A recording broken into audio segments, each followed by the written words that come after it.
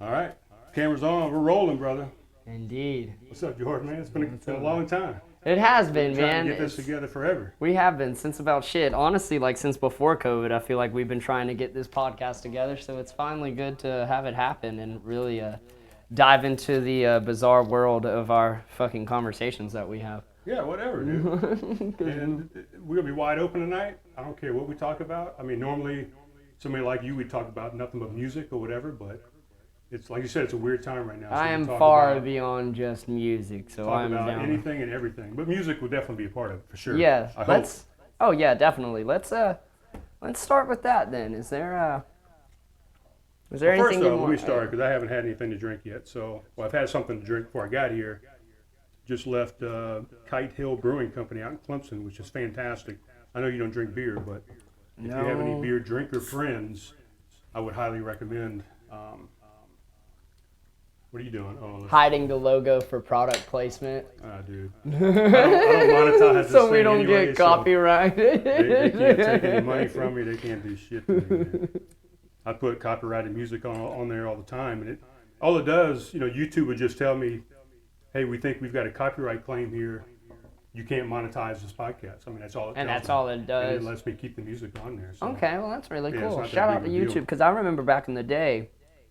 Now, they there has been, they take your I've done video 190 down. shows. This is my 191st show, I think. So there has been 2 times, I believe. It must have just been a bigger artist or something that Yeah. they made me change the music. So I'm sitting there dancing to whatever music I used, and it made me change it to whatever Amazon decided they wanted me to use. So Something else. it's way off from what I was doing. Huh. But Good old I fucking think only 2 times they've done that. But. word. Well, hopefully So we won't have so to this worry about is, I'm drinking I like to put these on the screen and show people what I'm drinking real it. quick. Hell yeah, dude.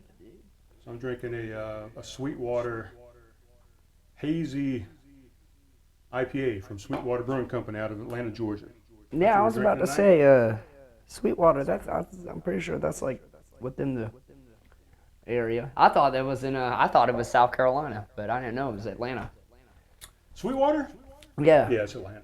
Nice. I mean, it's all over the country, South but Carolina. that's where it's based out of Atlanta. Yeah. The hell are you drinking over there? Hot tea and honey with a little bit of Jack Daniels in it. Oh, I was gonna say. A little bit of Jack Daniels. How much is a little bit? Oh yeah, just a little bit. That's a big glass. It's funny though, like I've never realized. I mean, I don't have a drinking problem. Okay. I don't. That's I mean, no. that's But usually people that have a yeah, problem when they- I was just about to say it was a Yeah. great start off, but Yeah. I do. I can consume a lot of alcohol comparative to my size. about to say, Because yeah. there's been times I've never really noticed that we'll drink straight out of the bottle and people will look like concerned almost or like they're Being like shocked. on stage or something? Yeah, or even if we're just like hanging out having people over or some shit, people like want to take a shot. I'm like, why? You just swig out the bottle, and they're Right. like, what That's the those fuck? hipsters we were talking about earlier. That's exactly right. We're talking about. They're You gotta have the fancy glasses and the shots and all that. This kind is of a bullshit. football mug. There you go. My girlfriend got me this for Christmas, and it's just an extremely. I guess she liked it because it was so big, but she knows I love drinking tea. So like the bigger the glass I can have for more tea, the better it is. And what kind? You said it was green tea? No, it's the Twinnings brand of their lemon and ginger, Okay. which is like perfect. ginger, Yeah, it's Jack. really great. It's perfect. It's almost like what I'm essentially drinking is a hot toddy. Yeah. Essentially, because there's honey in there, got the lemon, got the ginger, and then the And whiskey. that's the thing. I messaged you before I got over here and asked you if you wanted me to if you drank, because I didn't even think you drank, because I always remembered when you came into homegrown that you never drank anything that I can remember, even when you played. That's because y'all didn't sell liquor. I think Well, I had I a glass realize of that wine. now. I think I had a glass of wine one time. Okay. But yeah, Yeah, but when you told me you didn't drink beer, I said, okay, well, it's a beer bar, so that makes sense. But, Yeah. yeah. So, but even the couple times that I saw you play, which was normally either at homegrown or up at Coastal Coffee Roasters, I never came out to the clubs, so you probably weren't drinking at Coastal Coffee either. But Yeah, that's what I've. And I didn't realize you drank. But yeah, I Oh, and like I said, I really don't drink too often. Like, I don't drink every day. I might drink. It honestly depends. There's times where I'll go like a week or like 2 or 3 weeks without drinking anything, and then sometimes I'll get drunk like 2 weekends in a row or something like that. It really just depends. I've noticed a lot. I'm definitely more of a social drinker.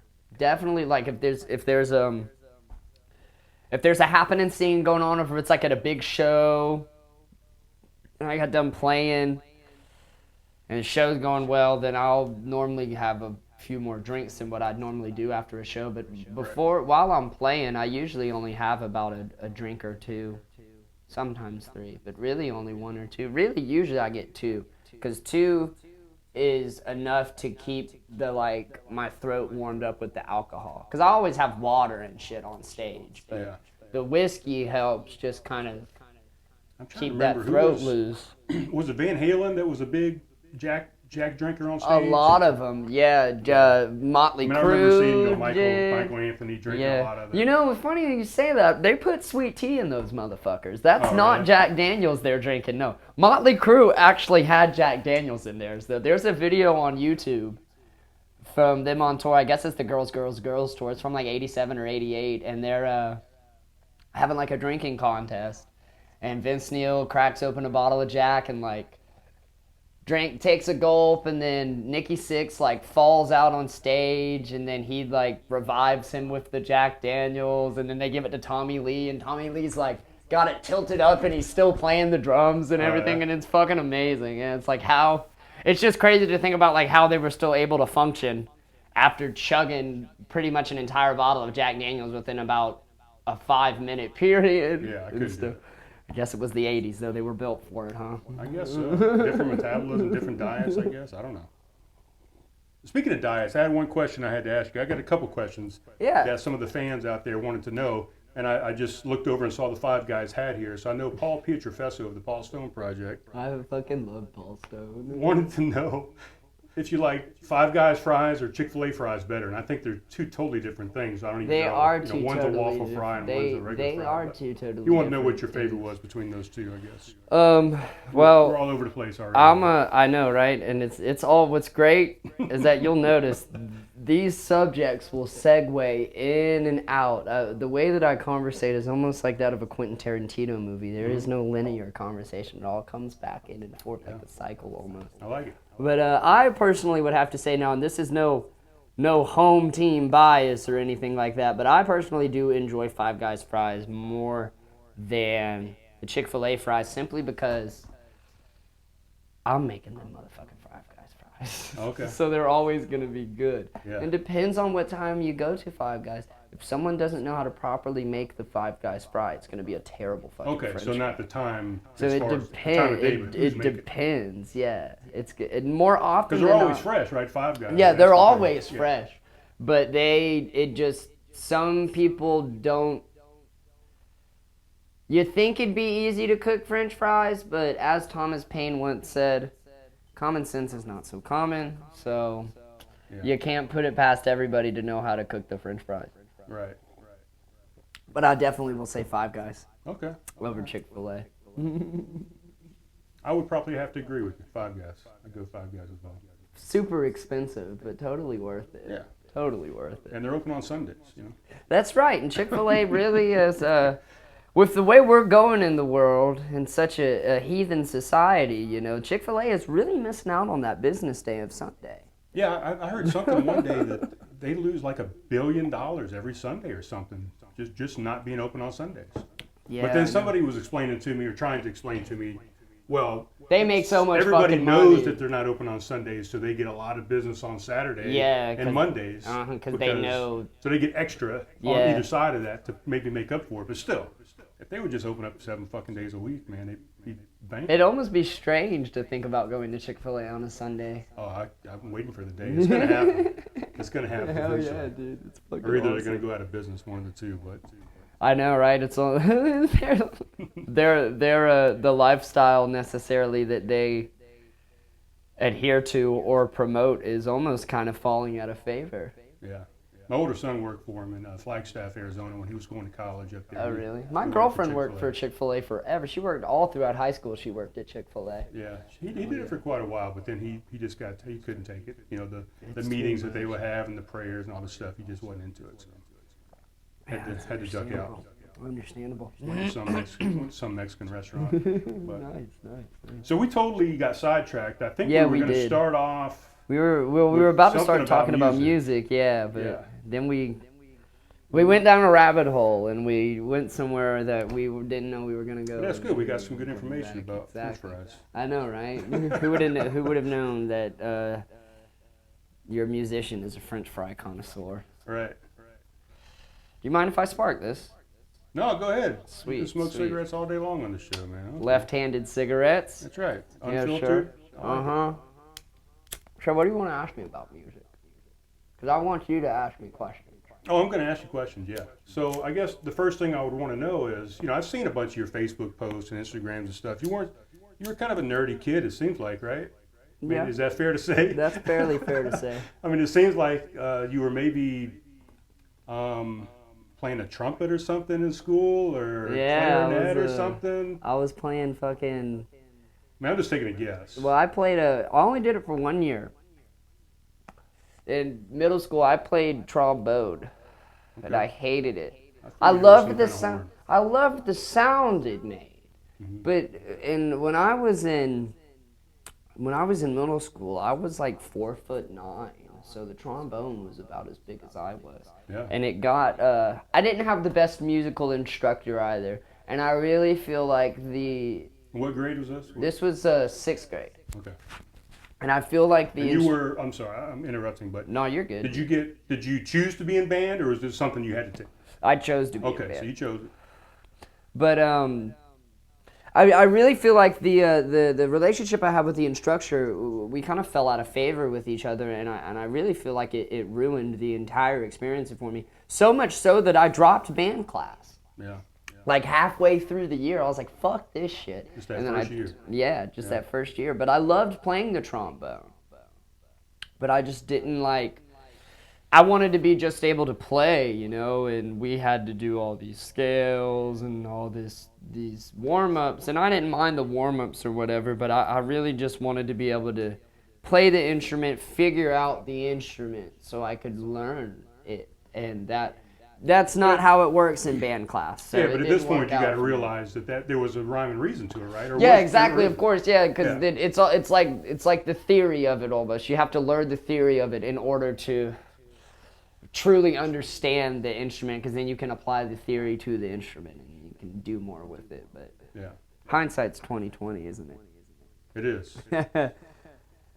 But I enjoyed. I liked it when I was in it. I liked playing at the concerts. I really liked playing the concerts because I've always loved performing for people, and I've always enjoyed just being able to play music in front of people or whatever, whether it be just singing or playing an instrument with it. It's just entertaining crowds has always been a specialty of mine, and a very just. It almost feels like I'm at home when I'm being able to perform. It's very nice. It's very nice. All right, cool. So let's go from there. So what happened after the trombone almost quitting incident? Where'd you go from there? I didn't do anything. It's the first time I've ever said this, and I've never really. It was so funny because I've been thinking about what I was going to talk about on here, like in terms, because I knew music was going to be a big thing, so I wanted to see like how I could kind of express my musical journey to the listener. Yeah. But I never really realized how much of an influence my brother was on me with music, because my brother played the guitar. Keep talking. I'm gonna move this camera just a little bit. You're good. My brother played the guitar when he was in 6th grade, 7th grade, 8th grade, like all throughout middle school, he played the guitar. And begged my mother to buy him an instrument, this Jimi Hendrix white Stratocaster.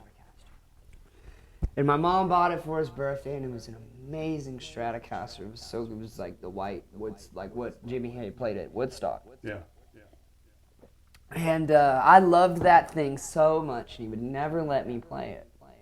Because he was like, you don't know what you're doing, you're going to fuck it up. as older brothers usually are, you know, anytime their kid brother wants to do something, when they're like, nah, man, like, you don't know what the fuck you're doing. They want it to be their thing. So my mom's boyfriend just so happened to have a bass, and one of the first stringed instruments I ever played was that bass, and I learned, the only song I ever learned on it was Purple Haze, which was actually ironic because later on in Durpot we played Purple Haze, so it was like I already kind of knew the song. But after my brother kind of gave up on music. He didn't really I guess he didn't feel the satisfaction of it the way that I do. But he was really good.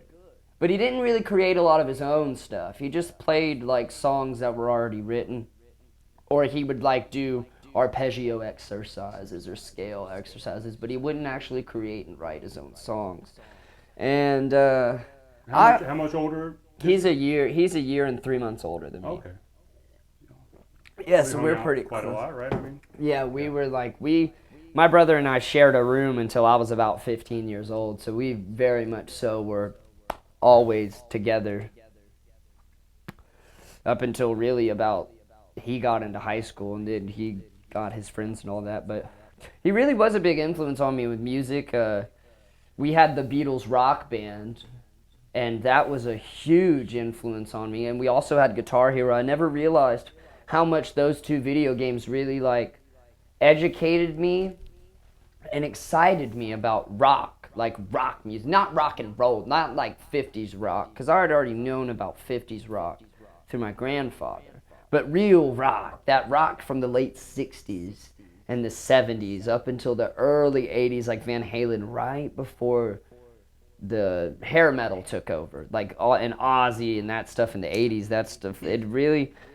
Right, it seems like ever since I've known you, that's what I envision you in that genre, in that time frame. You know? And I really do feel like Guitar Hero influenced that in me almost, because that was the first time I'd ever heard Black Sabbath, and Black Sabbath's one of my favorite bands. The first time I'd ever heard Cream, and all these great like understood, exalted rock bands that if you don't listen to any other rock band, like these are the bands you should listen to. They really kind of set me on a path to success in terms of like what I was being influenced by. It was almost like I was being influenced by the right stuff. Not to say that there's a wrong influence, but in terms, you know, of rock and roll, there's certain bands you need to listen to really get the attitude of rock and roll, like AC/DC, Motorhead, Led Zeppelin, Sabbath, The Who, those kind of bands that were just like, we're going to be fucking loud, and if you don't like it, that's fine, but we're still going to be as loud as we want, because that's what it's all about. Now, let me ask you this, since you talked a lot about Guitar Hero and Rock Band and all that stuff, does that fuck you up as a musician, playing those instruments versus, you know, playing a stringed instrument? Does it mess with your rhythm a little bit? Or I would say so, considering I never played, when I played Rock Band and Guitar Hero, I didn't actually play a stringed instrument at all. Okay. But so I didn't really notice that difference. But then I played it a few years ago, and I noticed it was like, it was almost weird. Yeah. Because like I knew in the past I had no problem doing it, because all I knew were the buttons. I didn't know how to actually play. But then it was like when I actually learned how to play, it became difficult to play the Guitar Hero. Right. Which That's is kind the of same funny. with me, or the opposite of me, because I don't play any instruments whatsoever, but I'm a fucking master of Rock Band and Guitar Hero. Oh, really? I could play the hell out of it, but you put me on a real guitar and It's like, yeah, it sounds like fucking cats fucking or something, you know. no, that's not bad. That's not not always a bad thing. Sometimes there's a lot of good art that sounds like cats fucking. Oh, true. Yeah. People just call it noise. Yeah. Also known as jazz music. I was listening to some of that. Well, that's jazz. I was listening to some. You know what jazz music is, right? No. It's just wrong notes. That's all it is. It's just wrong notes. That makes a lot of sense. Yeah. No, that's obviously just a joke. But I love jazz music. It's fantastic. But I digress. I hear what you're saying. It's kind of just it's notes out of order. Yeah. Kind of thing. Yeah. But I digress. I'm getting sidetracked again. That's fine. I tend to do that a lot. I ramble. I just, especially like, so I'm smoking this left-handed cigarette. You know, you really start to get a little spacey and get a bit on the tangent side of expressing yourself. I love it. This is a podcast, so though I guess that's kind of the point of it, right? That's it. Long form conversation, man. It just goes where it goes, Yeah, exactly. I mean, there's some podcasts out there where they're, they got a script and question. Yeah, okay, and they let's ask you follow this, the this, and stuff, or they have an itinerary or whatever. Yeah, but, I mean, I try to know a little bit about my guests, but I don't really do a whole lot of research or anything like that. I mean, I just go off the cuff, Yeah. Then I mean, that's almost how it should be, unless you're like interviewing. Yeah, if you got an like agenda, someone, you get the president on there. Yeah, or exactly. somebody, Maybe you should do your research on the president before we you. don't waste time on frivolous stuff. But so, and that's how I know you. When I first met you and started watching you perform, I thought the only thing you played was the bass guitar, because that's all I ever saw you with, until you started coming into homegrown and doing your solo stuff with the regular guitar. So I didn't know you played both at that time. I thought you were just a bass guitarist. Yeah, that's what. And let me say this: you're not a regular bass guitarist. I mean, you do something with the bass guitar that, the bass guitarist in a regular band just kind of getting the rhythm and kind of the timing, I guess, with the drummer, right? And I mean, you kind of take it to another level. It seems like.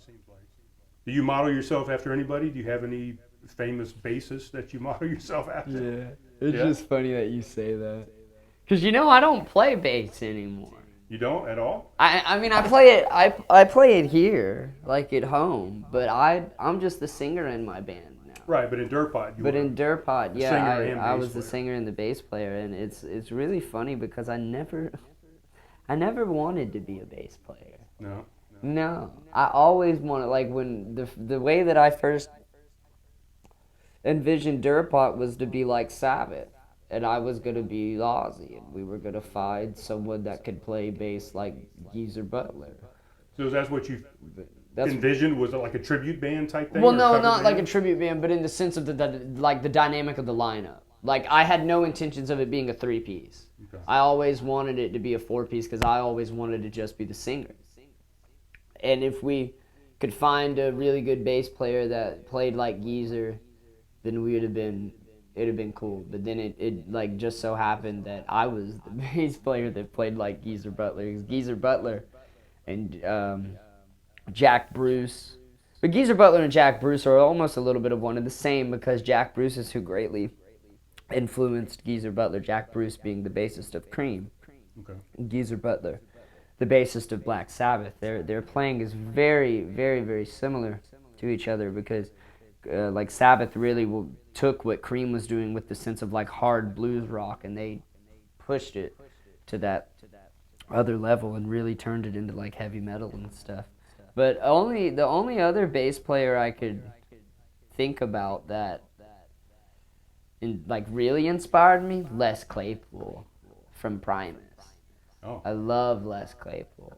And I guess if I have to say Les Claypool, I have to say Geddy Lee too, because Geddy Lee is the bassist of Rush, and he greatly influenced Les Primus, Claypool. I mean, the bass is forefront at Primus. Yeah, exactly. And that's kind of like not as heavy as Primus were, but that was almost kind of like how we were. A lot of people described us as like, not so much Primus, but some people would say Rush, but a lot of people said like Cream and Sabbath, specifically Sabbath for Cream. sure.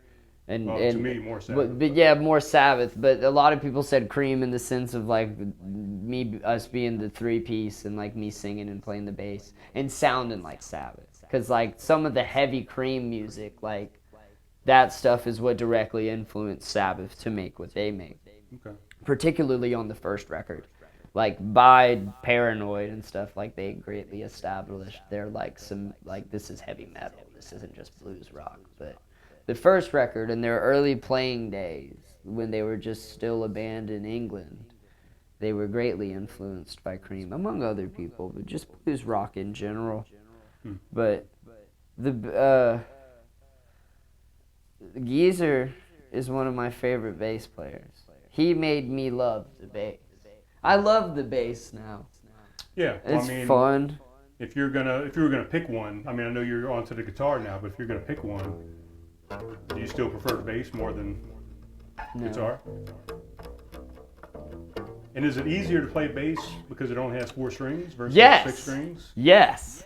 But there are 6-string don't- basses too, correct? Yes. Which I don't agree with. Why? Unless you know how to use it.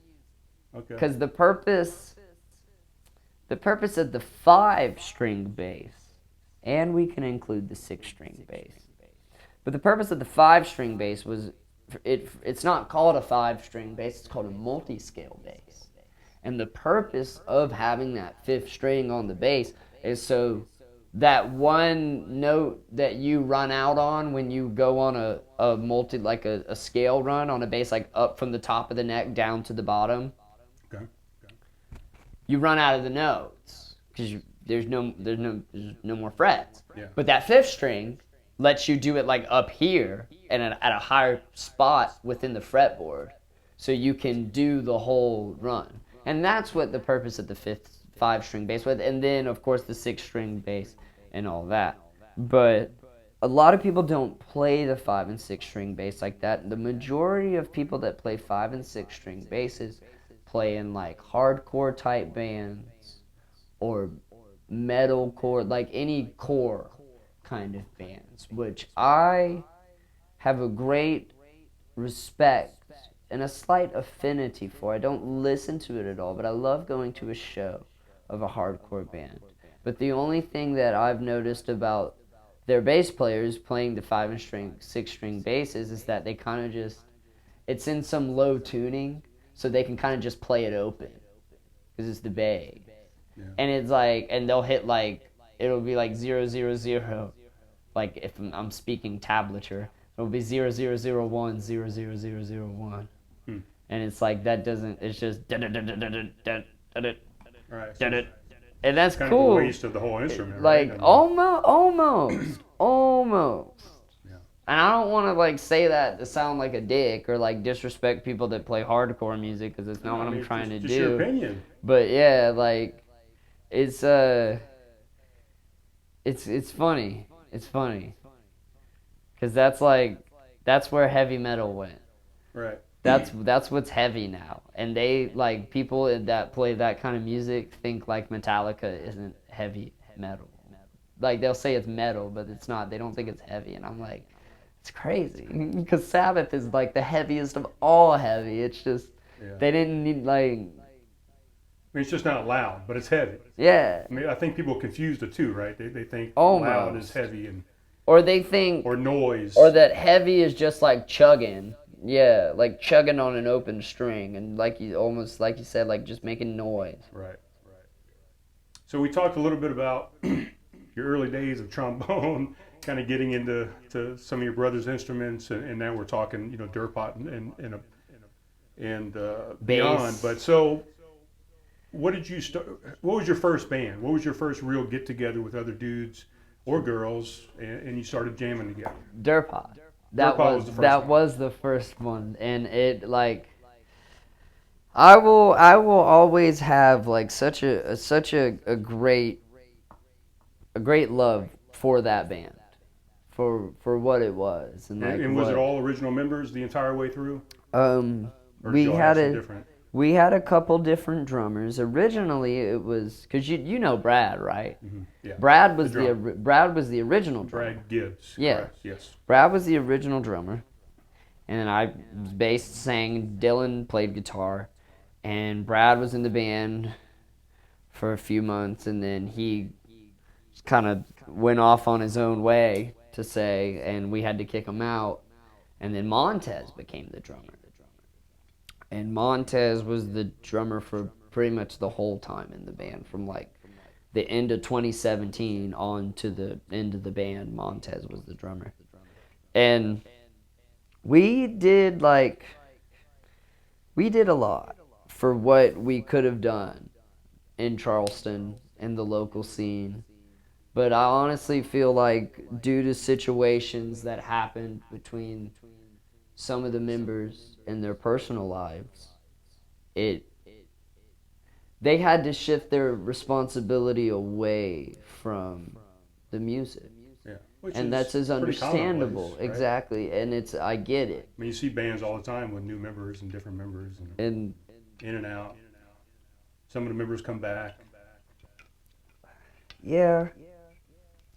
And like we were cool with Brad still, at least I was, but it just after a while, like I started to like get the feeling that we weren't doing anything anymore. Like we had done that, we had almost like hit a plateau. Right. And we were plateauing out because we couldn't really go on tour. Because around like right before COVID, I was wanting to go out on the road for like 10 days and book like 6 shows in 10 days. Right. Just like statewide or? No, like go 2 or up 3 the different coast. states? Yeah. Do like a couple few, like play. What I wanted to do is that I wanted to play a show in Charleston and then leave and play a show somewhere on a Saturday in maybe like North Carolina, and then maybe go to Virginia and play a show or 2. If you could get like a 2-night deal at a show in Virginia, play 2 shows in Virginia, Yeah. and then come down and play a show somewhere else in North Carolina, coming back, and then coming home and Right. playing a show in Charleston. So or just COVID coming stopped back all home. that, or the band? No, stopped that? the band kind of, because we never did that. So you did everything within South Carolina. We played all around South Carolina. We played in the upstate. We played in Columbia. We played all over the low country. And we played in Georgia. We played in Savannah and Augusta. Yeah. Augusta played seemed to be pretty big for a lot of Charleston people. Yeah, and it was cool. And we liked it. But we really, we got on pretty good in Savannah. Played at a few places in Savannah. And played at this one place called the Wormhole. Played there about 5 or 6 times. And you're headlining these places, most places. Yeah. And it was cool. Like, we weren't playing to that many people. Like, we were probably playing to maybe like 25 people. But it was like, it was fun. Yeah. But that's not what I wanted. You wanted the big I wanted to arena take over shows? the fucking world. Yeah. And I wanted to feel like I was in a band with members that also wanted to take over the world.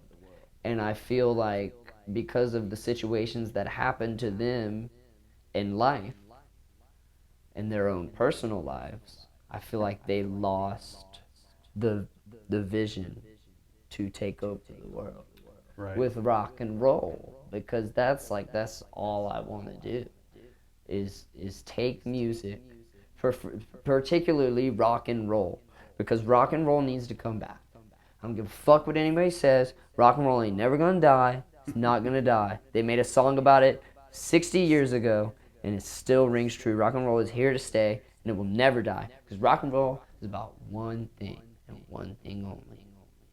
And that is sticking it to the fucking man. And saying, fuck you to the establishment. I'm gonna be me. I'm gonna be who I wanna be. And if you don't like that, that's fine. Fuck you. I'm still gonna be me. And as long as you're not somebody that's a degradation to society, and you know who those people are, racists, homophobes, pedophiles, rapists, those kind of people, the bad people, murderers, and stuff like that. Yeah. If you're not doing anything to harm anybody, then you can do what you want. Right. But it's only when you say that I'm going to do what I want and then hurt people that can become a problem. If you're going to hurt somebody, hurt yourself.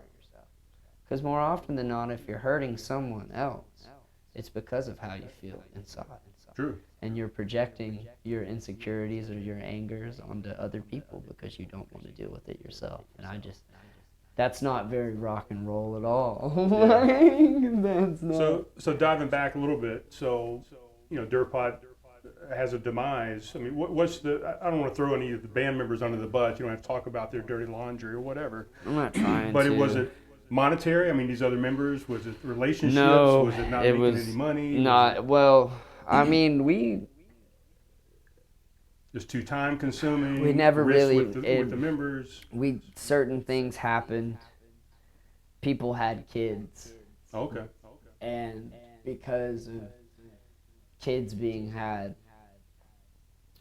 and I'm not saying that as a bad thing. I don't want to blame, I'm not blaming the children, because it's not Yeah, all that. rockers out there. But it's big just bands the have kids. fact. But it's just the fact that the person who did have kids had to step up at his job and become like a general manager at his job.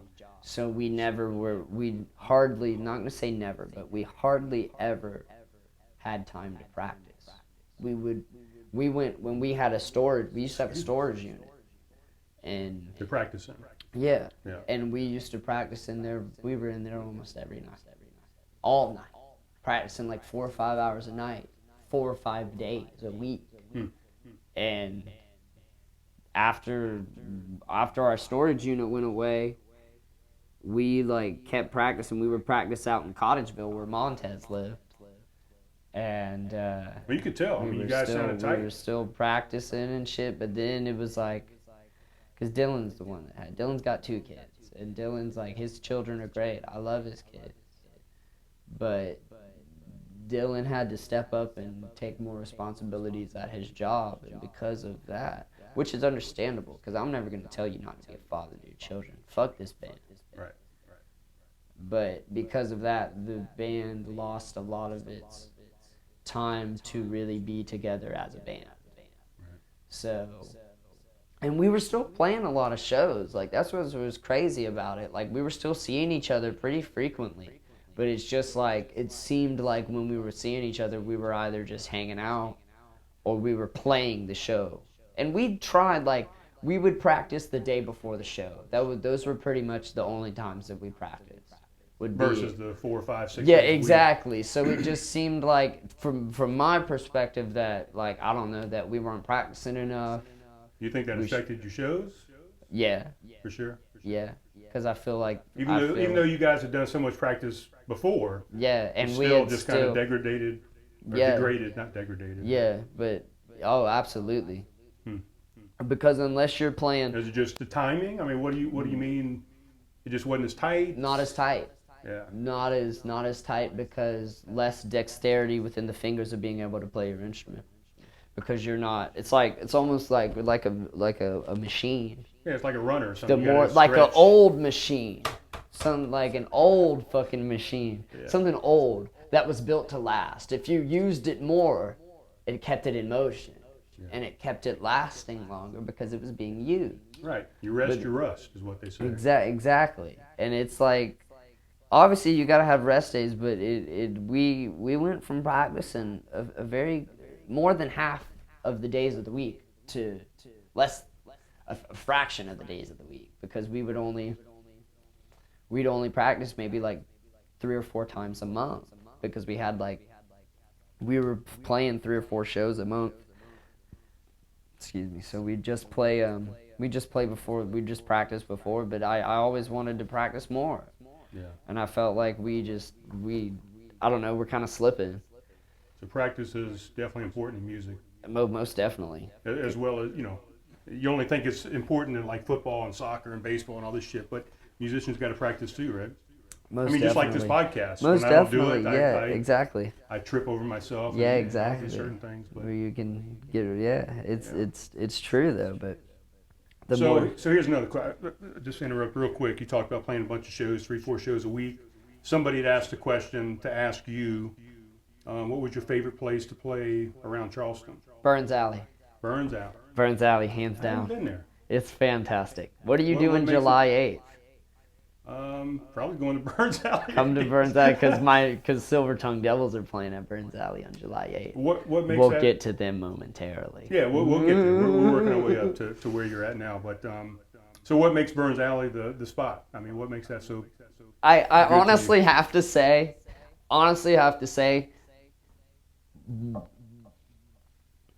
I could flip the question around on you and say, what doesn't make Burns Alley the spot? Because it truly is that amazing.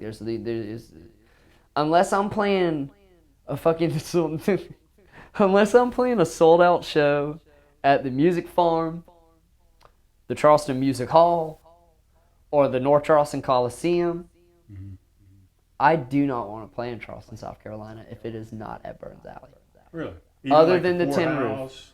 Well, we're too loud, way too loud for the Poorhouse. Because Really? the thing is, we're in the conundrum of bands where we're too loud for the outside stage, but we're not popular enough to play inside. Right. The inside's hard to get. Yeah. I mean, they're booking So, for like, a whole year. yeah, probably. exactly. So it's understandable. Like, that's why I haven't even attempted to try and be like, hey. But I haven't been to Burns Alley. I haven't been to a bunch Fantastic. of places, It's the only rock club in Charleston. To me, Other than Tin Roof. sound-wise, Other than Tin Roof. To me, the Poorhouse has always been my favorite place to go see any type of music, just for sound, lighting. Oh yeah, and I've Just been there. I've been there. everything, I've but- seen shows. They do a fantastic job there. Yeah. But I just But I don't have enough to compare it to, so maybe there's Yeah. something better out there. But Burns Alley is where it's at. in my opinion, if you're a rock band, And you've played the Sparrow and yeah, some other I've things. played. Right? Let's go where I've fucking played in Charleston. Played the Sparrow. We played the Mill. Well, we tried to play the Mill one time. That actually didn't end up happening. We've played at Shooters, which is now Trolley Pub. We played at Southern Shakers. We played at Tin Roof. We played at Pub on 61. Played at Coastal Coffee Roasters. We played at Ice House. We played at fucking Amici's Italian Bistro in North Charleston. Yeah. All the We played at the spots. Twisted Cypress Brewing Company. It was just pretty much like a Yeah, good. we were a good trying to bit. get you at Homegrown before we. Yeah, before before COVID COVID hit, happened, we and had I really wanted that to happen and play on that backstage. It would have been fun. Yeah, we had. I think it was called the Night of Mayhem. We were going to call it, and it was you, and we're going to Southern Insanity. segue into this Southern Insanity. Yeah, and was it just you two guys? I thought we had a third band. Was it? I think there was a third It was band. I want to say it was Blue Ricky. Ben Somewhere's band. Yeah, Blue Ricky. Yeah, yeah, that was going to be fantastic. It man. was, but COVID stopped that from happening. Yeah, And which is actually, Studio honestly, 117. if we'll go segue from that into there, the COVID really is what kind of ended. Well, let's back up though, because we're talking about Durpot, kind of the demise. And, No, and, but that's what I'm saying. This is what I'm segueing right. with. But for a time though, before COVID, you Okay. segued into Southern Insanity. Yeah, How for a did little that bit. come about? Southern Insanity actually happened.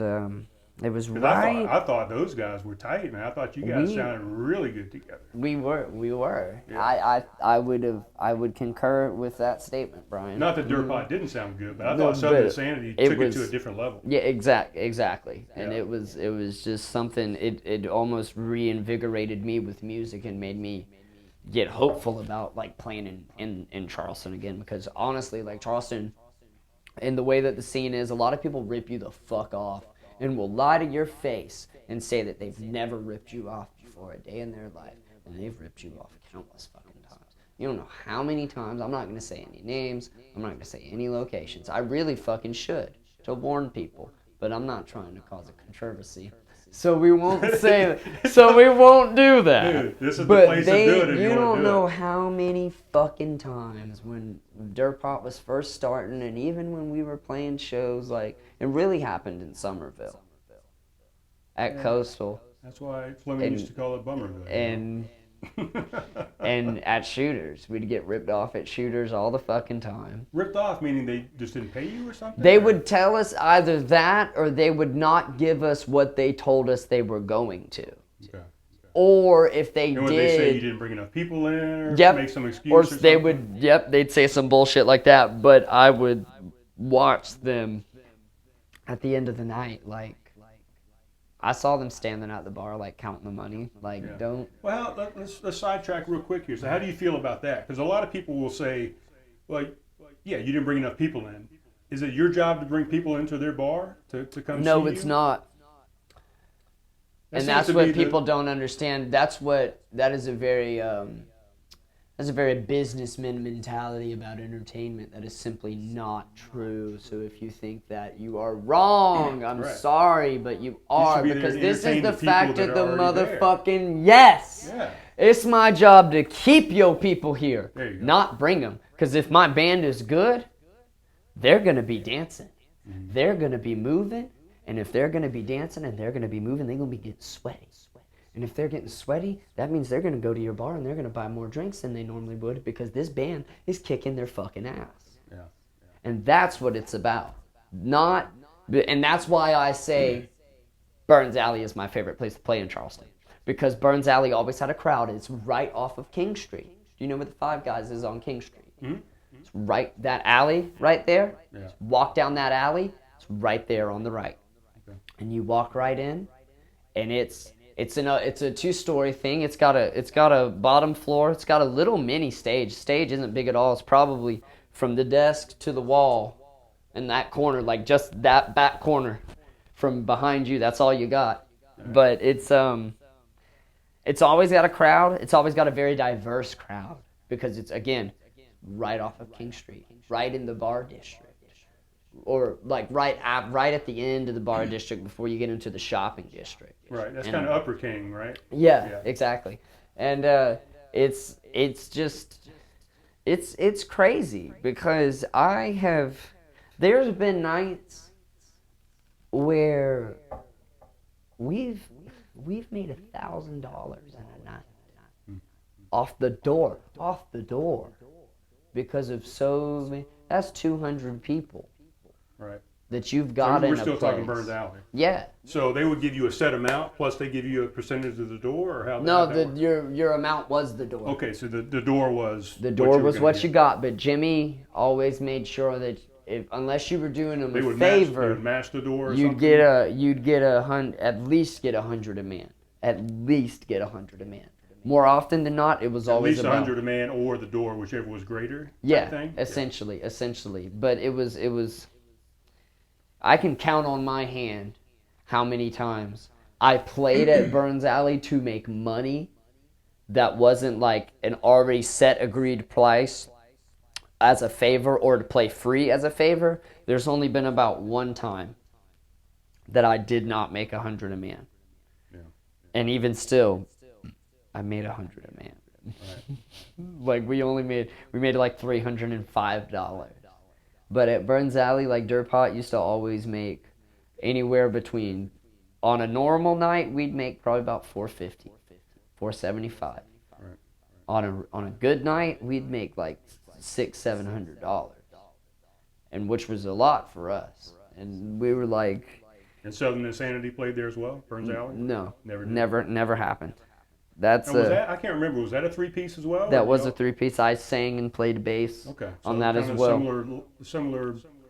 Similar dynamic, similar mold, or whatever you want to call it. But different music, more jammy and more like Southern rock versus straight up doom metal. Yeah. And like Sabbath, the way that Dirt Pot was stoner rock.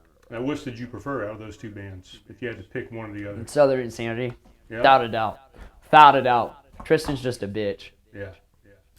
Like honestly, no, I mean like he's a bitch, like he's a pussy. Oh, really? Yeah, I don't like. I like Tristan, but I don't really like Tristan anymore because of like what happened with the band. So. Well, there you go. Yeah, that band was doing well. Had COVID not happened, that might have been. See, that's why I'm very thankful for COVID. Because COVID is what made me realize that I was wasting my time by being in a band in Charleston. Because probably COVID hit in March. And then in April, about a month after COVID, the guitar player of the band that I'm in now started hitting me up. And he was like, hey man, like you should maybe try out for us. Because they had known me. I'd first met the Silver Tongue Devils back in 2017 when Dirt Pot played their first show. We opened up for the Silver Tongue Devils. And I met them. Where was that? At Southern Shakers. And it's in Somerville. It doesn't exist anymore. It's a Tiki Taco now. Oh, it's okay. the Tiki Taco on 17A. Yeah. Yep, that's where they've got a great fucking stage in there, man. Yeah, it's fantastic. That thing's got a lot of different things. Yeah. But I met those guys there. And we just instantly kind of hit it off. They thought I was cool. They liked the way I sounded, and we just always kind of kept in touch with each other.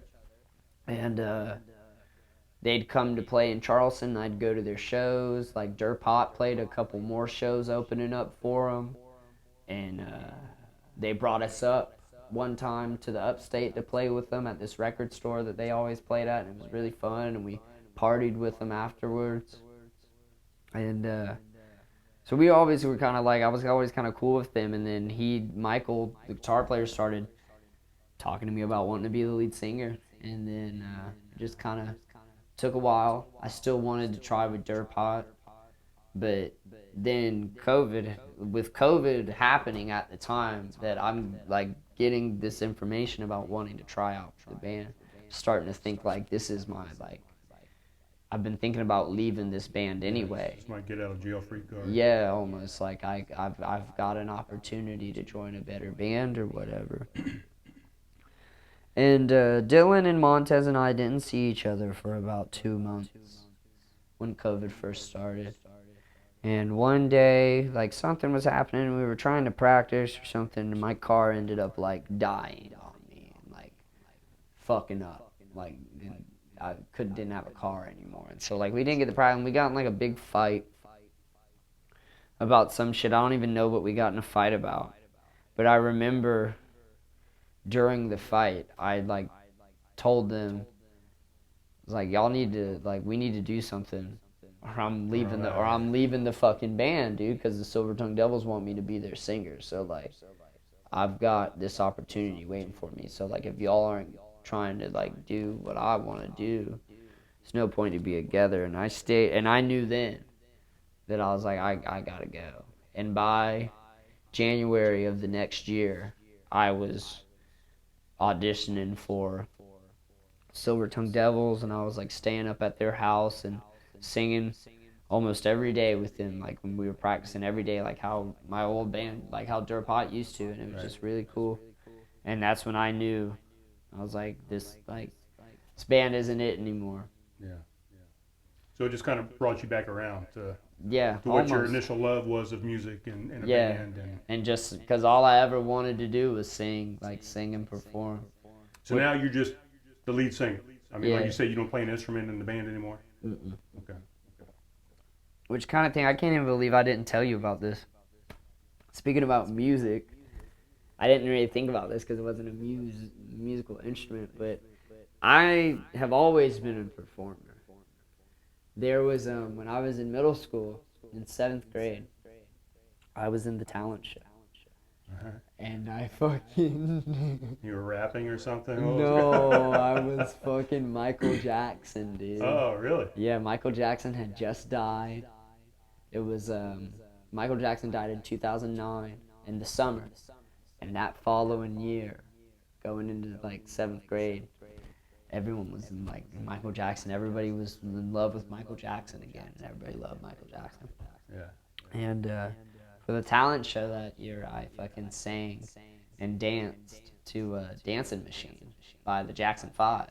Right. And there were like, with the actual talent show, because what we would do back in middle school and high school, you'd have the talent show on the night of the talent show, and then you would do like a rerun of the talent show at school for the kids. Uh-huh. And you'd do it like one day for like the 3 lunch periods in high school. You'd do the talent show like 4th period, 5th period, and 6th period. And that was your. You like got out of class and shit because you were in the talent show. Yeah. But I did sing and dance the Dancing Machine, and I had like I went all to the nines. I had the hyped up like black dress pants and the like black penny loafers. I had a red Thriller jacket. I had bought a fucking a Thriller jacket, and had a glove. Man. And I sang and danced and did this shit. And there was probably about 400 or 500 people in the auditorium. Is there video of this somewhere? No, there's no video of this. I don't think there's any video of my talent show performances because I did the talent show again when I was in 10th grade and 12th grade in high school. But we'll get to that. But then, like, that 7th grade talent show performance is, like, that's when I realized, because there was at one point I was doing a dance or some shit, and I did a spin, and then I hit the moonwalk. And when I moonwalked across that fucking stage and saw, like, immediately, like, the whole first 2, because there were adults there, too, so, like, people that really knew this music. Yeah. A lot of the kids did, yeah, exactly. So when they saw this little fucking white boy fucking getting down on some Michael Jackson, they lost their minds. And I realized, like, Right. it's almost like the fed you. superhero Mm-hmm. when he finds out he's a superhero and he has superpowers, and he looks at his hands and he's like, holy shit. What is this? That's really what it felt like. And I was like 13 years old then, and I realized... I could see how that happened. I realized then, like, I don't know what I'm gonna do, or I don't know what I have to do to get to this, but me singing and dancing on stage, performing, this is what I'm gonna do with my life. And I always knew I kind of wanted it to be with, like, music and almost like rock and roll, because I've always loved rock and roll. So, like, this really, I was just talking to a friend of mine the other day, because my birthday's coming up. I'm gonna be 25 on Thursday, and they always say 25 is a very important year, because that's when the brain fully matures. Yeah. And yeah. Whatever, yeah. And I never really understood, like, what that meant, until almost being 25, because I shit you not, it's so weird.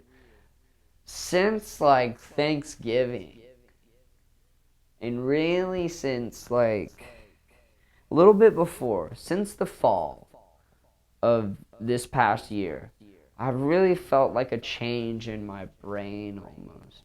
Really? Of understanding, like an awakening. It's time to be like, you're finally that person that you wanted to be when you're 13. So it's time for you to be responsible and stay disciplined and stay responsible and stay hardworking. Don't get lazy. Keep your eye focused on the task that is at hand. Whereas I could see myself at 21, 22, 23, and even up until, like, I don't know, I've really noticed it, like, within the past, like, 6 months, a big change in my mind of the way I think about things. Right. So you mean, like, not getting distracted, or? Well, I mean, no, like, not getting distracted, because you're always going to get distracted. That's just a part of life. But overcome, like, going above that and understanding, like, it's okay to be distracted, but at some point in the day, take a true effort to work on your craft, whatever your craft may be. Right. And I'm talking about your craft, not what you do for money. Your craft, what gives you passions and desires and inspirations for greatness inside of your soul. And sometimes they can be the same thing, but yeah. And sometimes it can. Sometimes it can. But exactly. Most of the times they're not. Because I can tell you this right now, even with this band makes way more money and does way, like, bigger engaged audiences. Really. And that's what I've noticed about this band. Well, that just because they've been around longer, they've had longer time to build up that following, or what? Yes and no. It's really, like, it's a little, like, I've helped them out, I feel like, a little bit almost too. Because I saw their band before I was in it. Like, I saw their old lead singer, and they had not a different guitar player, but they had a second guitar player. And during COVID, they got rid of the singer and the second guitar player. So it was still the same guitar, bass, and drums. And So you mean, so they were a 5-piece? They had they had two a guitar lead guitar, players. rhythm guitar, Yeah. drum, And the lead guitar bass. player quit. But the rhythm guitar player was a great lead player the whole time. Yeah. And a very gifted songwriter.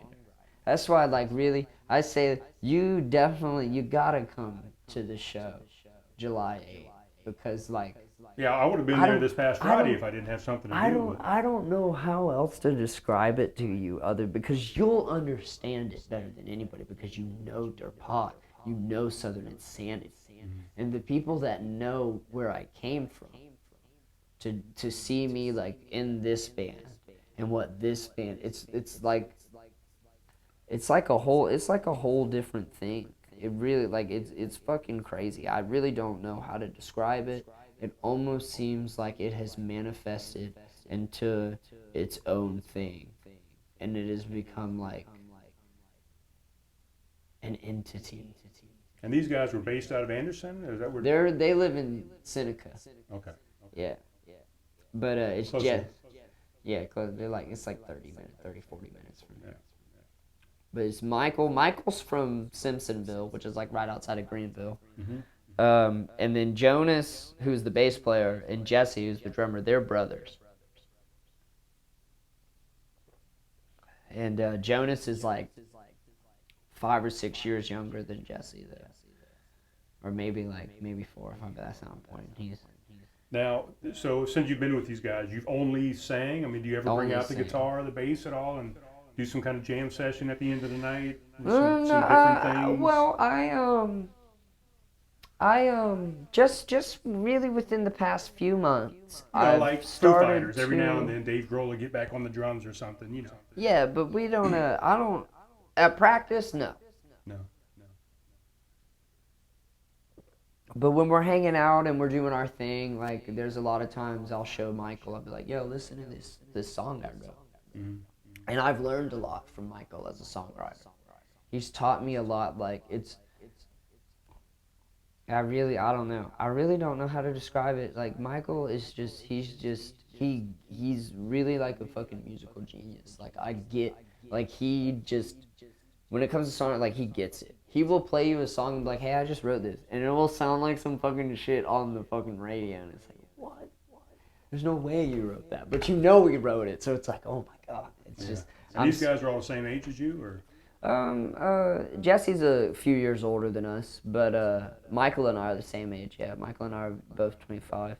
Jonas is a couple years younger. Jonas just turned 23, but we're all in that age, Yeah. mid-20s.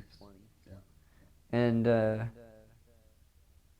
it's just, I don't know, man. Like these guys really feel like, because it doesn't feel like sometimes it feels like this in my mind. But I honestly feel like it's just like personal problems with my mind trying to discourage me from believing that this is like the band that's going to do something, you know? Because sometimes I'll feel like I don't necessarily have a say, but I know that I do in terms of like what we're going to do with the music or like songwriting or stuff like that. Because Michael writes the majority of the songs. But there's a lot of times, especially here recently, where we've worked on songs together, like, and I've kind of like given him ideas maybe to work with. I'll be like, something I come up with, or I'll be like, here, do something with this, like make a song out of it, and then he'll make a song out of it, and it'll be 10 times better than what I ever would have done with it. Right. So it's just like he's kind of trusted me a little bit more in the sense of like me doing my thing. And it's cool. Like we're starting to build a nice little songwriting team, but he's still got his own songs that he just writes so well.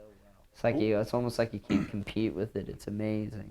So they already had all their own songs and everything. So you're just playing their tunes. I mean, have you specifically written any songs for the band?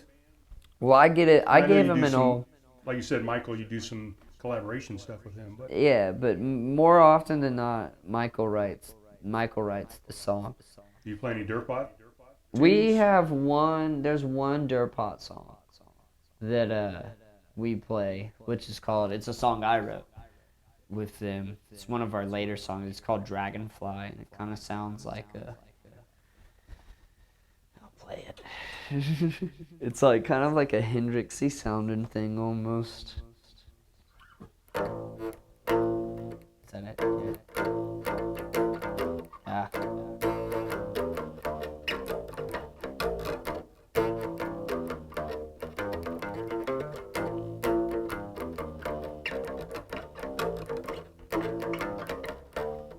And it like goes into that. But Michael added a bridge, a pre-chorus and a chorus to it to make it more of like a structured song, and it sounds way better. But there's a lot of stuff that we don't like. The majority of the songs that we play have all been stuff that we've written since I've been in the band. Yeah. So like, and there's some, like, we write some of the songs together as a band, like organic, like we'll come up with stuff at practice, and then we'll just keep working on it, and then we'll turn it into a song.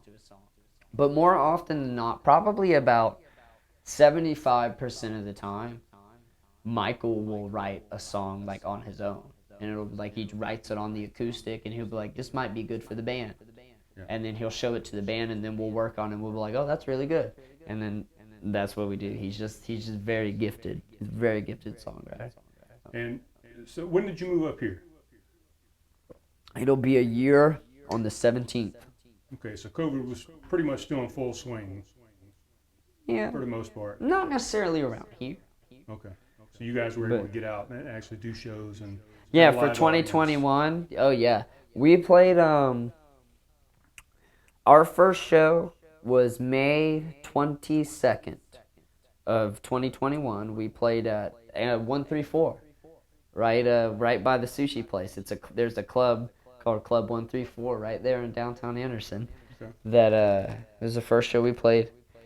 And from May to November, so it was a span of 6 months, we played 40 shows. And I played in places I never would have played with Durpot or Southern Insanity. Played in Atlanta a few times. Played in Atlanta. Played in Savannah again. Played in West Virginia. Played in Virginia. Played in North Carolina. Like when we played in Nashville. And finally got to go into the regional area and not just like the state area or like the two like North Carolina like border states, you know. Right. And I noticed especially at places that we played where Durpot had previously played, that we would play these shows and the people that knew me from Durpot or knew me from Southern Insanity would just be like, what the fuck is this? Yeah. And it's just I don't know. I really don't know how to describe it. It honestly I don't know. I don't like talking about this stuff really because it either makes me feel like that I'm trying to be arrogant and toot my own horn, or almost that if I talk too much about it, it won't happen. But it almost feels like that within a year's time, or things might be looking a bit different. Yeah. In terms of what takes it to that next level? Jordan? What gets you to that level where that's your job? Our synergy as an entire band, we are one cohesive unit. Well, I know that, but I mean, what's going to get you guys to quit your jobs and do this as a full-time gig? You know, travel, musician, and actually making money. Don't stop playing, because I mean, we make money. I just don't see any money from it. Because it all goes into merchandise or the van, right. So it's not gas. enough to live off of. Yeah, exactly. Yeah. Exactly. But that's what I'm saying. What gets you to that point where you can now live off of this band? Don't stop playing, and just keep playing places where you know you're going to get seen. Play in Atlanta. Play in Nashville. Play in Asheville. Play in Charlotte. Play in Raleigh. Is a lot of it getting the right person to see you? I mean, is there that? Or yeah, but it's do you also guys about have who you know managers or too. anything like that, Well, or- we've got a little bit of connect. What really makes the difference, I guess that's what I'll say. What really makes the difference between this band and any other band that I've been in before is that they're more connected with people. Yeah. They know the people to really, if they talk to somebody that saw somebody and they saw somebody, if the right things were to line up, things might be able to get to that point to where we can make a living off of it, and even beyond making a living off of it. Right. Because we've got, we do have a little bit of a nice, I guess a good connection, but we just don't really use it. But I've noticed recently it started to almost kind of come up more. Do you know who the band Jackal is? Yeah. Well, Long time. yeah. The guitar player and the drummer is our drummer's dad and uncle. So like I know those people. Yeah. Which is weird to say that like I know a real rock star. Because Jeff's where Jesse lives, he lives in Seneca. Jeff and Chris Worley of Jackal live in fucking Seneca, South Carolina, like 40 minutes from here. Yeah. And they Are they still doing stuff? yeah. Jackal?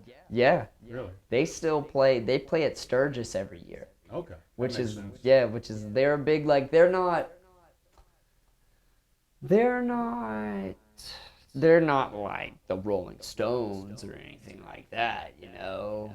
But they still play like on the East Coast. They can still sell out like 2,000-3,000 music like people seated music venues or standing, however many people you can fit in there. Because we're playing a show with them on April 22nd at Amos South End in Charlotte. And every time they've told me, like Jesse and Michael and like people like and my band members have told me, they've opened up for Jackal before. And there's like, there'll be however many people can fit in Amos South End, whether it be 1,500, 2,000 people, there's going to be like 2,000 people there. Yeah. And that's going to be our biggest show so far.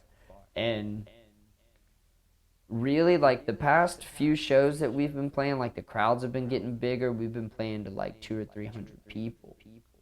And we've really been, like, making people notice. We've been bringing a lot of people. Like, people have been showing back up to the shows.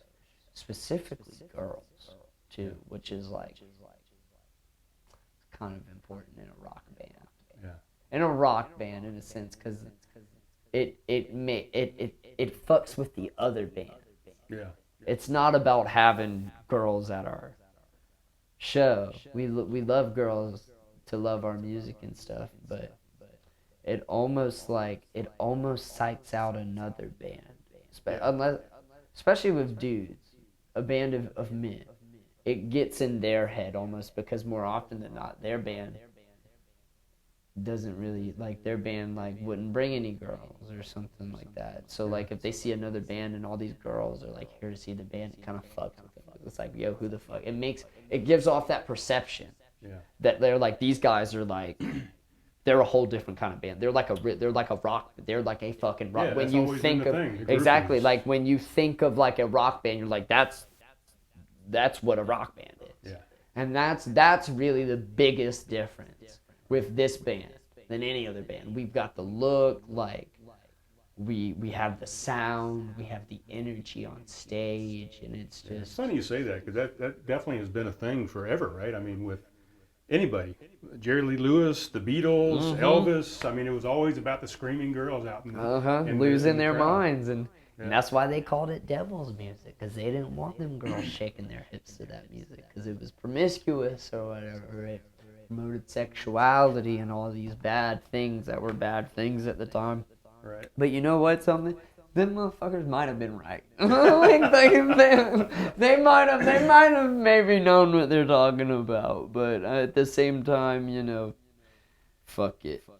God's not real anyway. Right. So So do you like? I mean, I know you've mentioned 200-300 people at a club where you got 20 people. Do you like playing to the bigger crowds? You know, I listen to a lot of. playing to the bigger crowds. I listen to some bands and comedians and some other things that say they like playing the small clubs. Sometimes they're coming back around to the small clubs. I guess it's more. Well, that's what nostalgia type thing. but that's the scene that we're still in. Yeah. We're still in the small club scene. We're trying to get beyond the small club scene Right. and then get into maybe the you big wanna come venue. back. And then yeah. Because I do like when there's a room of 200 or 300 people and the room's filled, like the room is filled. It's just, I don't know. It doesn't get any better than that. I know there's. I just I've want to been do a couple times at Homegrown. It was just you singing to me. Yeah, exactly. How do you deal with that when you get to a gig and there's like 10 people there? I mean, do you just fucking don't. say, You just "Screw it, this is a entertain practice you. session"? No, No. that's still a just give it your that's a all? disservice to the craft. Yeah. But I mean, Because, you do like, maybe take some liberties, right, and do some stuff maybe you wouldn't be do. be a little more jovial. Yeah. But even, like, to me, I don't know. I'm always a bit jovial in my performance. So I wouldn't, it's hard for me to answer that question because,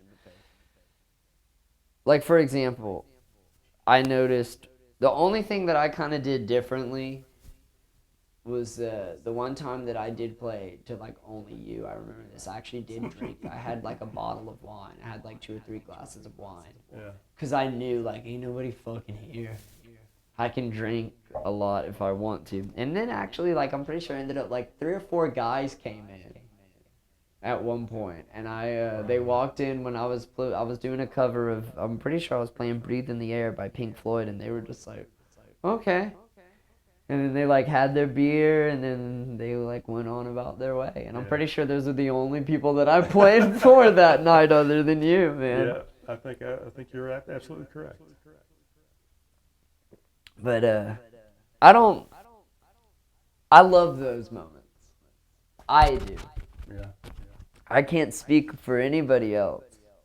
I mean, it kind of humbles you a little bit, right? Yeah, that's really pretty much exactly what I was going to say, because it makes me feel like when I play that show for, like, 100+ people, when I play a real nice crowd of people, because there's been a few, there's more often than not, and that's the thing, like, with this band, more often than not, that is the case. We are playing to full rooms. Yeah. Or at least more than half the capacity of the venue. Right. I mean, yeah, Homegrown wasn't a concert And venue. the more that we've been playing, like, the bigger our shows have gotten, like, in terms of people coming. So it's interesting, like, what's happening. And it just makes me always think about those shows where we would only play to, like, 5 or 10 people, because it will forever make me grateful to be in the position to be able to entertain these hundreds, these thousands of people, hopefully. And I don't know. I've always had very, very, very, very strange feelings about myself. Like, almost like, I don't know, dude. It's almost like I've been here before, and I've like, I've seen it, like, almost like somebody showed me, like, a glimpse into the future and be like, hey, this is what's gonna happen to you. Are you gonna be able to handle it? Yeah. Stick along, like, hold on, because here comes the ride. And just when you thought the ride was never gonna happen, the ride's about to happen and blow your fucking mind because you're not ready for it. That's life. Yeah. But it's just like, it's I don't know, man. It's so weird. I've been through so much within my personal life that I don't ever talk about with anybody, like, other than, like, my friends or my girlfriend or stuff like that. And I've had a lot of emotional problems. I've had a lot of, like, moments of depression and self-doubt and really just not believing in myself, which honestly is kind of, like, not at all what people would probably think of me, because a lot of people have always told me that what they liked about me is that I'm just myself and I'm so carefree and I'm just whoever I am. But like, there's a lot of the times also to where I do, like, question myself, and that I don't feel as confident in my abilities as sometimes maybe I should. Like, because, for example, like, we'll play a show. I cannot take a compliment at all. We'll play a show, and I'll, like, won't, like, people will be like, oh, yeah, this is a good show. And I'm like, no. Like, it's like, I'll tell them thank Well, I mean, you. everybody's, anybody great It's like is I'm always the self. toughest critic, you Yeah. know? Exactly. But it's just, I don't know, man. Like, life is, I really feel like ever since I moved out of Charleston, I feel like I have been so focused on what I've really wanted to do with my life. And it's like, it's such a good feeling, because it makes me feel like I'm doing what I'm, like, meant to do. not doing something that I feel like that I should just do because that's what society wants me to do. Like, I'm really following my fucking dream. Yeah. And that's just, I don't know, like, because even if it doesn't work out, like, even if I don't get famous or, like, become a success, like, become a musician where I can live off of it, you know, like, that's okay. Right. Because what I've been able to do with this band is really what I always wanted to do, which is just be in a band with people that really were dedicated and wanted to try and really give it a go and see. Why not? Like, let's see if we can fucking make it. Like, let's do it. Just fucking do it. Let's not get stuck. Let's not get trapped in the local scene. Let's shoot for the fucking stars. Because, Sounds like you got it. like, it really does feel like that way. I don't like saying that, like, because it just, I don't know, I don't want to seem like I'm fucking pompous or something like that. Right. But that's like even my mother has said something. Like, that's what really made me realize, like, holy shit, like, maybe this band is, because that was kind of my thing that was the kind of thing with Jerpot and, like, with Southern Insanity. And me, like, playing my own songs on the acoustic guitar. My mom was almost like, oh, well, that's nice, but you should have a backup plan. Yeah. Almost. But when she first saw the new band, it was like she was awestruck almost. And she was like, oh my goodness. It's almost like you're like an actual rock star now. Right. And she's pretty musical as well. I mean, she Not takes at all. music, or? Nobody in my family is musical at all. Okay. Other than my brother. But I mean, not even appreciating music. I mean, Oh, no, yeah, I'm not talking about being no, a musician. But, oh, but yeah, no, my mom loves music. I mean, did you grow up in the house with a lot of records playing and music playing? And Yeah, like that? no, Like well, most not musicians? records, like CDs, but Yeah. a lot of the memories. I don't. My mom never really listened to music at the house, but she will always listen to music in the car. Always had, like, she had so many CDs. I remember she loved, I remember being like 7 and 8 years old when Fall Out Boy first came out. And like that emo, the first emo with my mom, because my mom was a young mom. My mom was only like 27, 28 when those bands came out. So she was almost still kind of in that demographic. Yeah. And she had Fall Out Boy's first CD, and she had Panic at the Disco's CD and My Chemical Romance. And I remember listening to those bands and also really loving country music. And my mom loved Kenny Chesney and Keith Urban, Right. and Tim McGraw and Faith Hill. I kind of like late 90s, early 2000s, like party country almost. Fun country. They take you to any concerts? I mean, Yeah, I concerts growing up? saw the first concert I ever went to. You might actually know who these people are. It was at the House of Blues in Myrtle Beach, which, funnily enough, we might be playing there Oh, really? with Jackal, like opening up for Jackal sometime in the summer. I'll come see So that would be it would just be very, very fucking funny, like, for the first place I ever, because I was a kid, I was a little kid, I was like 4 or 5 years old, so I have, like, I don't remember the entire concert. I remember bits and pieces of it. Like, I remember that when we got there, we had to wait outside for like 45 minutes, and it was pouring down rain. And we were waiting out in the rain to get inside for the doors to open, and then we finally got in, and That sounds everybody like the got last in. concert I just went to. Up there. Breaking Benjamin, I went up there and saw. Oh, them. I had to really? stand in the rain outside. Yeah. Yeah. And So you haven't told me who the band was yet. Who? At the House of Blues. Did you say who it was?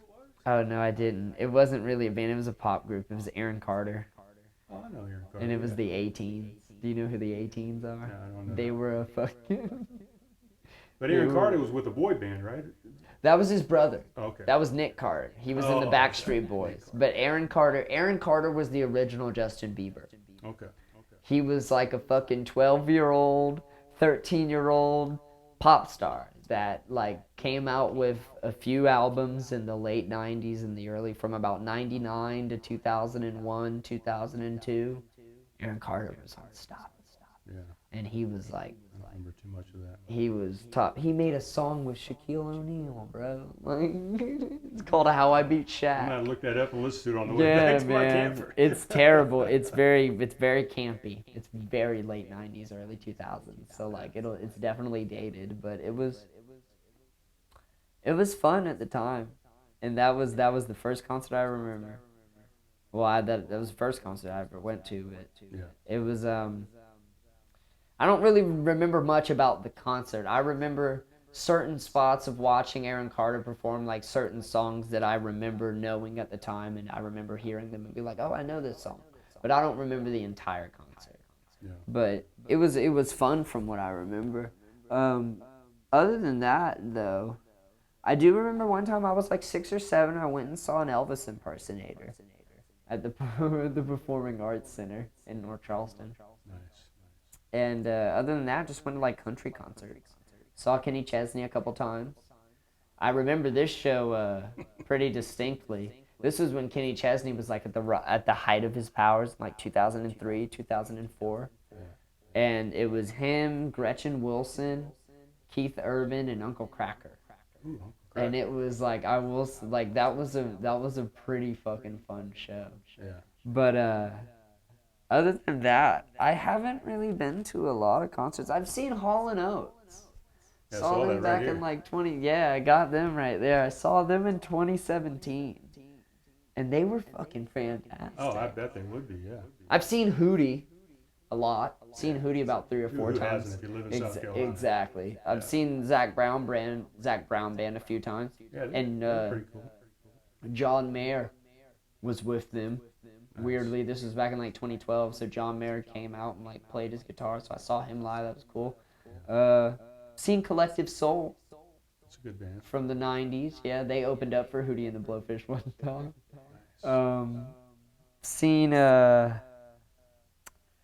Seen Michael Franti. Do you know who Michael Franti is? Do not. Michael Franti is he's kind of like I don't even know how to describe his music. It's like happy and fun. Like I guess it's indie, but it's not indie. It came out in like the late 2000s, like 2008 to like 2013. He was really popular. That doesn't sound any He's got a way song. familiar whatsoever. You might know this song, but he's got a song called "Say Hey I Love You," and it got used a lot in like commercials and shit. It goes like, "Say hey, I've been gone today, but I've been back from around the way. Seems like everywhere I go." And that's like a lot of people just know the chorus because it like got played in like commercials and shit a lot. Saw him at the Music Farm, and got to sing on stage with him one time when I saw him at the Music Farm, and that was really fucking fun. He put on a great show. Yeah, that's pretty much where I see Hootie most of the times was at the music farm. Seen Post Malone. Okay. I forgot about that. Before he was like big, Yeah. he played at the Music Farm back in 2016. Back when the only song he had out was that was like famous. He only had one famous song out yet. It was White Iverson, and he opened with it, and he closed with it. Really? Yeah. I don't think I've ever heard that before. I mean, I've seen some people take a break and come back, and it's a new crowd. They'll play the same song over again or something. But he opened with the song and he closed with it. And he was really. It was one of the best shows I've ever been to. I bet. And I think that would be a good show. and I feel like it was because he wasn't famous yet, almost. Yeah. Like, because I've seen concerts of him like since he's like blown up, and they've been kind of like I've watched videos of him on YouTube, and they've been kind of shitty. And You get a little complacent, right? I mean. yeah, almost. It's You weird. You don't feel like you need that fuel from the crowd anymore. You Yeah. feel like you're too famous. Like Almost. You're there for the paycheck. Get in, Yeah. get out. Yeah, I can't get behind that. No. Because the fans are the reason why you have that paycheck, you know? Right, and that's I'm a big fan of the Foo Fighters. I'm a huge fan of Sammy Hagar Yeah. because I feel like he plays because he just loves fucking playing music. You know, he's not there for any other reason than to entertain and Yeah, play music. exactly. There's really something to be said about that. It's a dying breed. Yeah. Sad. Like, case in point, I went and saw.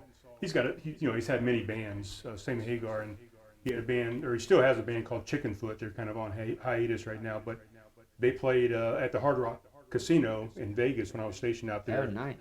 Saw them, and then like 3 nights later, I went to. I want to say it was Mandalay Bay, and I saw Van Halen with the original lineup.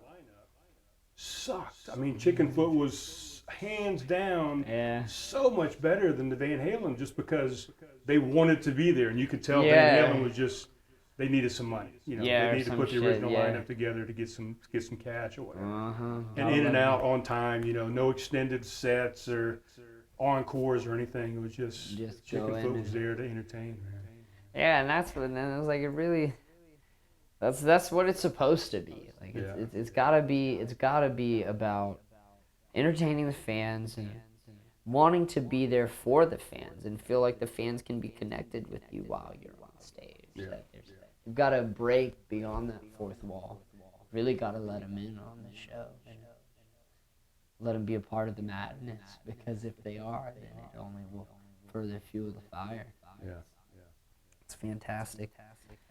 It's like it really, like, I don't know. Anybody that says that they don't get off from the crowd as an entertainer, they're in the wrong profession. Yeah, for sure. Cause like your fans should fuel you. Your fans should always fuel you. How long we been talking? It's an hour and 30. I'm just looking at battery life and some different things. I'm just trying to make sure we got enough time and battery and everything to do a couple tunes. If you want to do a couple tunes or something, it's Yeah. up to you, or we can continue talking, however you want to do it. Yeah. I'm down. Let's This is do your it. show. I feel like I've pretty much, I really just wanted, we really kind of stayed on the topic of music. I was going to plan on talking about some other stuff, but I really just got on with music Yeah, we did kind of so much that, which is fine. yeah, I love talking about music more Yeah. than anything. But if you got something else you But- want to talk about, we can do that, or we can do some tunes, whatever you want to do, brother. No, I might talk about some shit as I play music, but let We'll me, save that for the next show. We'll do hell yeah, a man. We'll have to dial-in do a- show next time, we'll a have to- Zoom show, Hell yeah. and we can for real. bullshit. Hell yeah, dude. We can act stupid and wild and Yeah, have I'm fun. sure there's tons But more I've, we can talk about for sure. let me pee. I gotta use the bathroom, and I'm Yeah, gonna be man, do right all that. back. Can I? Well, hold on. I don't want to hear. You'll probably hear me peeing if I keep this microphone on, huh? Yeah, I don't have a way to mute that. Right. That would be cool though, but yeah, I'll talk to everybody while you're gone. It won't be long. I'll be gone for like 30 seconds. Oh. Yeah, so what's up, guys? It's been a while since I had a guest on here. So talking to Jordon Miller here, we've already discussed who he is and what he does. I mean, he's a musician. He does very well, and he's been in a few different bands, and it sounds like he's got his head on his shoulders right, and he's got in a band that he's really grooving with and doing some great things with. So I want you guys to check all that out. I'll put everything in the show notes, all the stuff we've talked about, tag all the people that we've mentioned and the bands, and hopefully give you some updates on some of the shows that are going on and what have you. But I think when he comes back in, we're going to play, or he's going to play. I'm not going to play shit. He'll play a couple tunes, and we'll wrap this thing up. Put a little bow on it, you know what I'm saying? These are the places you can check out Jordon for right now. His Instagram here, Jordon__Miller__. You can read that, but if you're listening to this, you're not going to read it. So Jordon__Miller__. The Facebook is just the name there, Jordon Miller. So Yeah. right, like I said. What he said. All right. So I guess we're gonna do some jamming. Yeah, man. What you got? You got solo stuff or stuff from the bands, or what are you thinking? Well, I damn sure ain't gonna play no shit from a band. Fuck those guys. Cause Those guys suck. I don't play an instrument in a band. Oh, that's true. You would just just have to sing. I'll just sing. No, I just.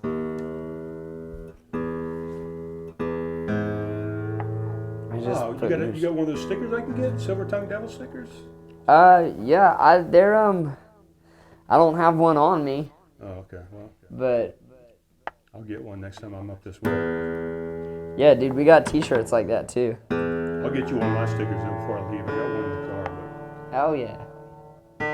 I still got. Hold on. you might have the old sticker I had. Oh wait, no, that's the Wings back sticker. We don't care about fucking Joshua Jarman. Josh Jarman.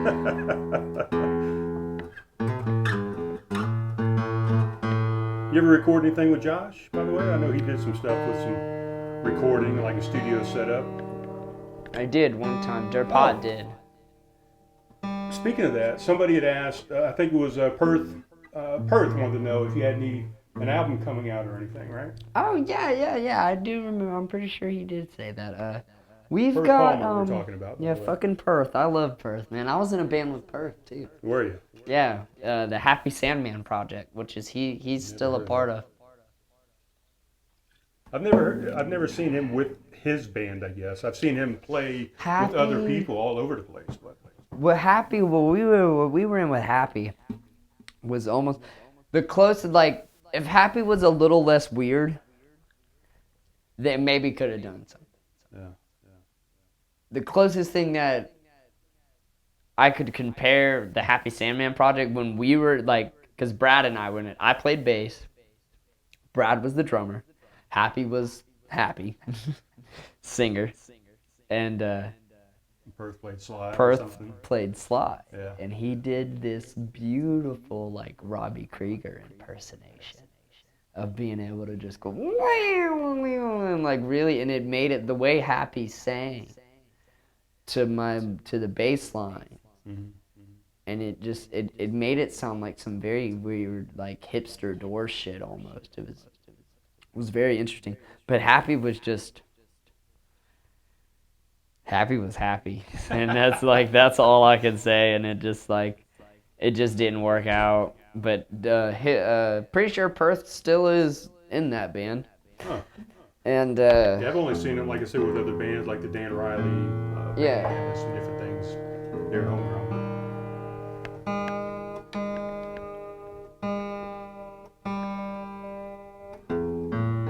sorry, I changed the strings yesterday. Yeah.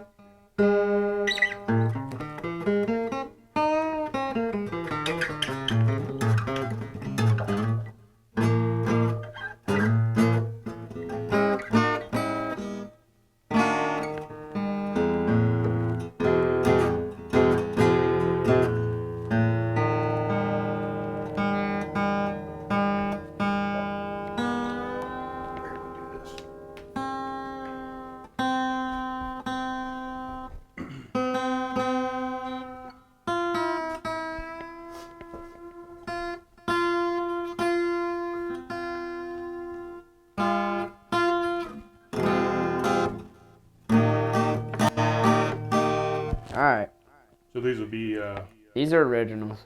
Jordon Miller originals. Yeah, Yeah. really shitty. So now I'm shy now, Brian. So you'll have to give me It's some. just you and me, man. I'll close my eyes if you want. Nah, I'll just close mine. I'm gonna light this doobie though. I'll hit it a couple times All right. before I do. I really want to thank you for having me on here, man. Hey, I want to thank you, man. It's been, like I said, Like we're gonna have to do 3 this. years We're gonna have to do this again sometime. Like have a real like sit down. yeah, we'll do a real conversation instead of just talking about music, which everybody wants to talk to you about music, I'm sure. Well, I don't mind talking about it.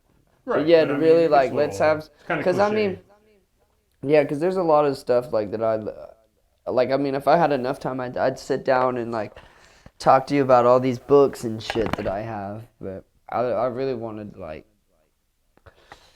make it a little bit more about the music to do Yeah. kind of promotion I'll definitely the be back band up and here. shit. Which also reminds me, go like and follow my band's Facebook and Instagram page at Silver Tongue Devils. That's the name of the band, Silver Tongue Devils.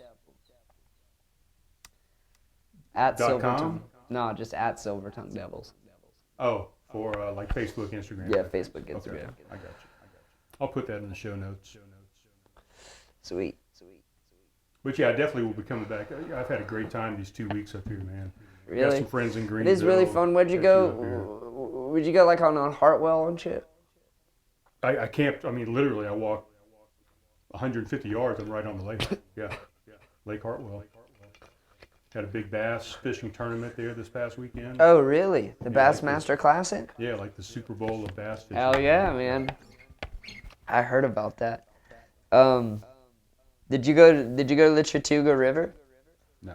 You'll have to check that out. That's a great place. Yeah, It's I got about. tons of stuff to do when I come back. That I really Oh, yeah, need to it's do. nice, man. It's nice, but we'll have a go. We'll play our songs.